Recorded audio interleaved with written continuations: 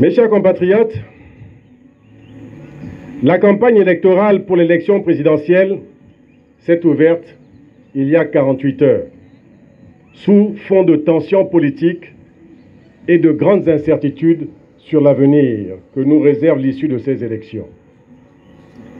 Celles-ci sont organisées de manière générale, c'est-à-dire que les 3 élections présidentielles, législatives et locales sont organisées le même jour pour la première fois dans l'histoire politique de notre pays. Les populations comme la classe politique n'ont pas été préparées pour s'imprégner utilement de cette nouvelle organisation électorale, annoncée seulement 2 mois avant le scrutin. Vous imaginez l'immense défi que représentent 3 élections le même jour. Et ce n'est pas le niveau d'impréparation du Centre gabonais des élections qui nous démentira. Mes chers compatriotes, ce sont des risques que les décideurs, qu'ils soient au Centre gabonais des élections, au gouvernement ou à la présidence de la République, font courir à la stabilité politique de notre pays. Dans un pays normal, on ne pourrait imaginer faire cela. Et pire, modifier unilatéralement les éléments clés du vote que sont le bulletin de vote 1 mois avant le scrutin. Pour qui connaît l'appareil d'État dans notre pays, sait très bien que pareille décision ne peut se prendre sans instruction du palais présidentiel, alors même que le président est déjà candidat et en campagne. L'habillage faussement légal de cette décision a du mal à cacher le dirigisme du pouvoir exécutif qui met au grand jour des improvisations dommageables au fonctionnement régulier de l'État. Que l'élection présidentielle se tienne le 26 août ne nous posait pas de problème. Mais organiser les élections législatives et locales en même temps que la présidentielle, alors qu'elles étaient prévues pour le 4e trimestre de cette année, n'est ni plus ni moins que de la malice et de la ruse pour empêcher ses adversaires de se pourvoir judicieusement et avoir une bonne préparation pour ces élections.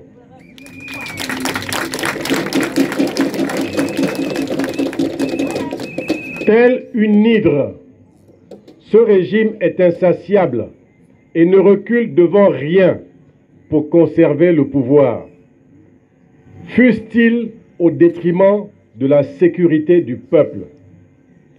Il sait toujours renouveler ses stratagèmes les plus incroyables pour arriver à ses fins. Quand on croit pouvoir affaiblir ses adversaires, écoutez-moi bien, quand on croit pouvoir affaiblir ses adversaires pour qu'il ne vous en reste plus, vous avez le sentiment d'être fort, plus fort que les autres, et que le boulevard de la gloire s'ouvre devant vous. C'est alors que vous rencontrez une force, cette force plus forte que toute autre, une force réparatrice du destin des hommes. C'est ce qui me conduit à demander à mes compatriotes d'en face, ceux qui ne sont pas de l'opposition, ceux qui sont au pouvoir, je leur demande de méditer ce verset biblique. Je cite, « Ne faites rien par esprit de parti ou par vaine gloire, mais que l'humilité vous fasse regarder les autres comme étant au-dessus de vous-même. Que chacun de vous, au lieu de considérer ses propres intérêts, considère aussi ceux des autres. »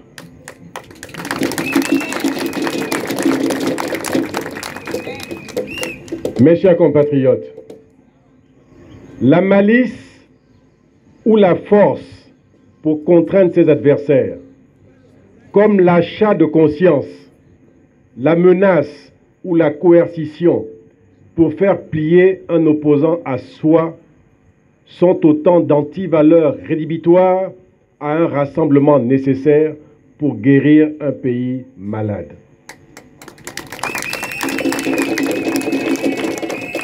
Avec de très nombreux concitoyens, je souffre de voir l'indécence de la démonstration de puissance de l'argent à travers la campagne hollywoodienne du chef de l'État, faite à coup de distribution d'argent et de nouvelles promesses.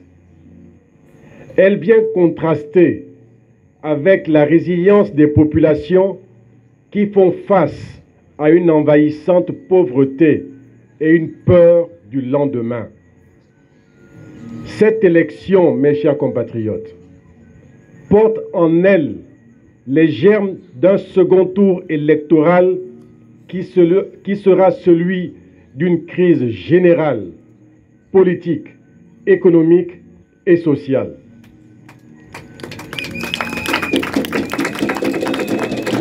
La crise sera politique parce qu'elle sera la conséquence d'une légitimité introuvable pour ceux qui gèrent la République par procuration. Ceux-là qui ont le dessein de gérer le Gabon de leur lubie contre le Gabon réel.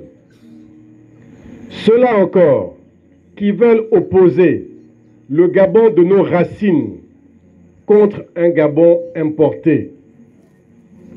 Cette élection présidentielle, pour constitutionnelle qu'elle soit, n'apportera rien de positif sur le plan politique. Cette élection a été générée par des frustrations et elle enfantera nécessairement des malformations et autres tares qui mettront à rude épreuve le prochain gouvernement. La crise sera économique parce que les caisses de l'État sont déjà en souffrance et mettront les gouvernants dans l'obligation de trouver très vite de l'argent qu'ils n'auront pas.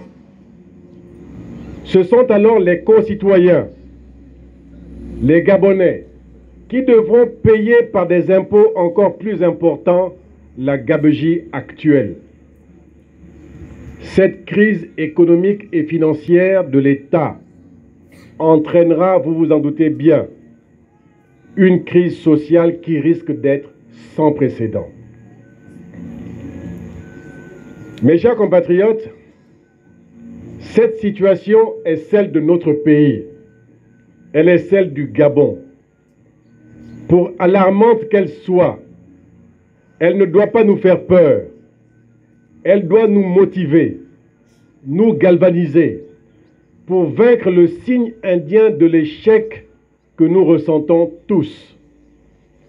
Nous devons trouver les ressorts pour rebondir très vite. C'est la raison pour laquelle j'ai proposé une alliance politique pour le Gabon, APG. Une alliance pour unir les forces progressistes et les patriotes du Gabon afin de repenser l'avenir de notre pays autour d'un programme commun de gouvernement pour la restauration politique, économique et sociale de notre pays et le préparer à une troisième république.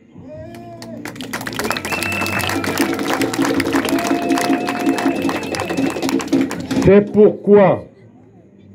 pourquoi, écoutez-moi bien, c'est pourquoi j'en appelle au sursaut patriotique de tous les candidats engagés dans cette élection présidentielle de s'en retirer pour ne pas crédibiliser une situation devenue kafkaïenne et suicidaire pour l'idée que nous avons de notre pays.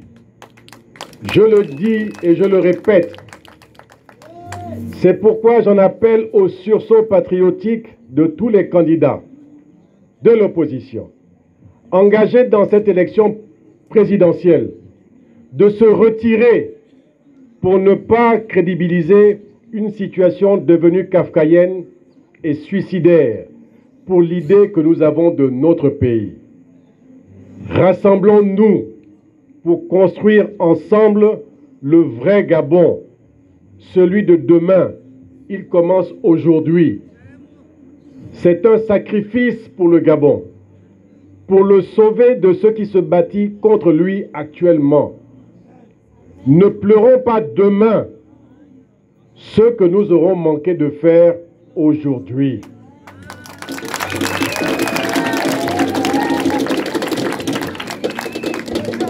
Mes chers compatriotes,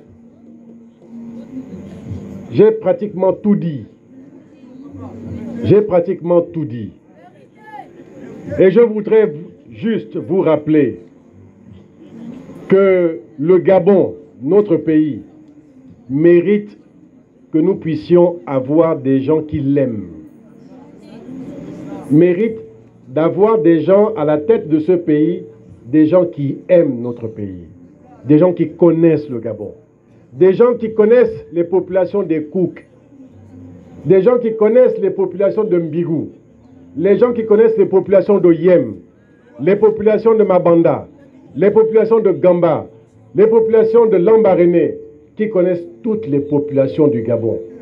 Des gens qui les connaissent, qui sont allés chez eux, qui sont allés parler avec eux. Quand vous aurez à la tête de ce pays des gens qui ont l'amour du Gabon, vous verrez que le pays changera.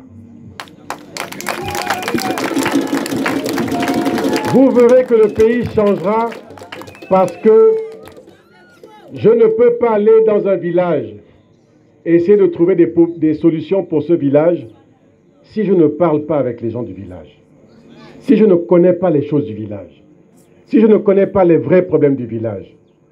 Parce qu'on ne peut pas apporter n'importe quelle solution dans un village lorsqu'il y a des problèmes. Il faut savoir ce qu'il y avait d'abord derrière.